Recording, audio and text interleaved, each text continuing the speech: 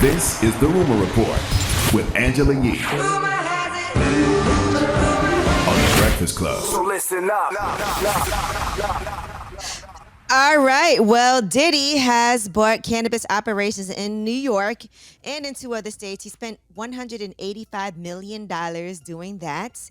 So now he is the creator of the largest minority-owned vertically integrated cannabis company in the world.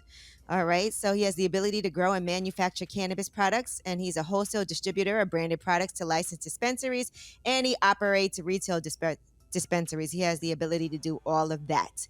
So it's a company that is at the beginning of the commercial weed process all the way to the very end, from growing to selling. So that's going to be in New York, Illinois, and Massachusetts. Yeah, shout out to bonds for Diddy. Shout to Diddy. Forever entrepreneuring. Mm-hmm. Sheesh. All right. Well, that's a huge deal. So congratulations to him. This is Diddy's first investment in the world of cannabis. He said, "My mission has always been to create opportunities for Black entrepreneurs in industries where we've traditionally been denied access. And this acquisition provides the immediate scale and impact needed to create a more equitable future in cannabis."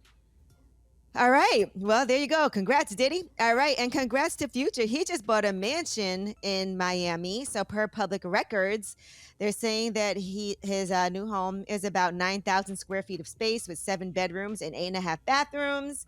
And the backyard has the pool, the spa, the summer kitchen, plenty of space if you want to park your yacht or anything like that. So yet another investment for him. He paid $16.3 million for that home in Miami. Mm-hmm. All How this much? money talk. $16.3 million. Okay. All right, Alyssa Scott is pregnant. She has confirmed that with Nick Cannon's child. Now, Alyssa Scott is the one they had a child before. They had the son Zen, who unfortunately passed away after brain cancer. But now she is expecting another baby. So congratulations to the two of them as they've posted pictures together for their new baby. I really don't understand how Nick Cannon got time for work. How many, what number is this? 17? 12? Mm-hmm. Nick Cannon has to right, spend so- majority of his time butt naked with that turban on, just a pumping, and a skeeting. Don't you think? Yeah, I don't know. I mean, it's amazing. He doesn't miss. All right. Now let's Really talk don't about miss. Usher. He was really on don't. Angie Martinez's In a Real Life podcast. And one of the things that he discussed is relationships. You know, he rarely likes to be alone and take time off from that. So he discussed his new life partner and Jennifer and how kind she is. And even his mom likes her.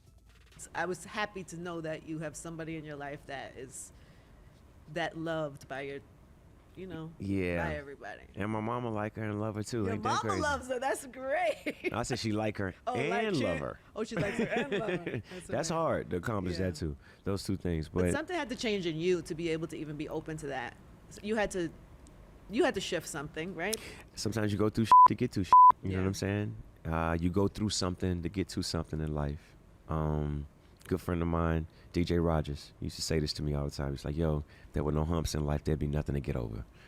Like, oh man, it's hard. Now I get it. All right. He also says that he loves love as well. And so he said he's never not single. He said, "I'm never single. I love love. I'm just effing bad at it. I'm getting better. Good partnership definitely breeds great things." So congratulations to them on finding each other. All right. Now, Selena Gomez has a documentary that's actually out today on Apple TV. And she discusses a lot of different things. She gets really candid about the realities of her long-term mental health situation. And in a recent interview, she also talked about being officially diagnosed with bipolar disorder. And she said the situation was so bad, it made her feel like she didn't want to live anymore.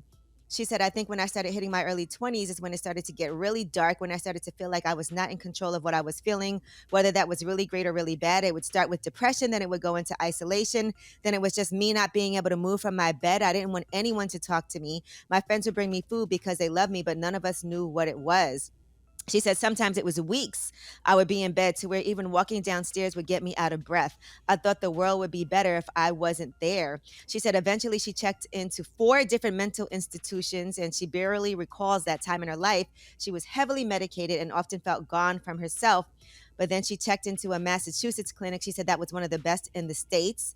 And that's when things started looking up. She said her psychiatrist officially diagnosed her as bipolar and then prescribed her only 2 medications that help manage her condition. She said, he really guided me, but I had to detox essentially from the medications I was on. I had to learn how to remember certain words. I would forget where I was when we were talking. It took a lot of hard work for me to accept that I was bipolar, but also learn how to deal with it because it wasn't going to go away. So you guys can check out her documentary that's on Apple TV starting today that will give further detail on that as well. Well, I'm glad she figured it out. You know, I respect it all. I respect anyone who realizes something isn't right and goes and does the work to figure it out. So salute to her. All right, and that is your rumor reports. All right, thank you, Miss Yee. Charlamagne, who you giving that donkey to? Man, 4 after the hour, it is a Friday. Let's talk about Brooklyn scammers, why don't you? Okay?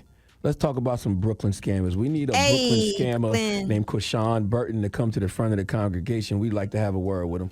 All right, we'll get to that next. It's The Breakfast Club.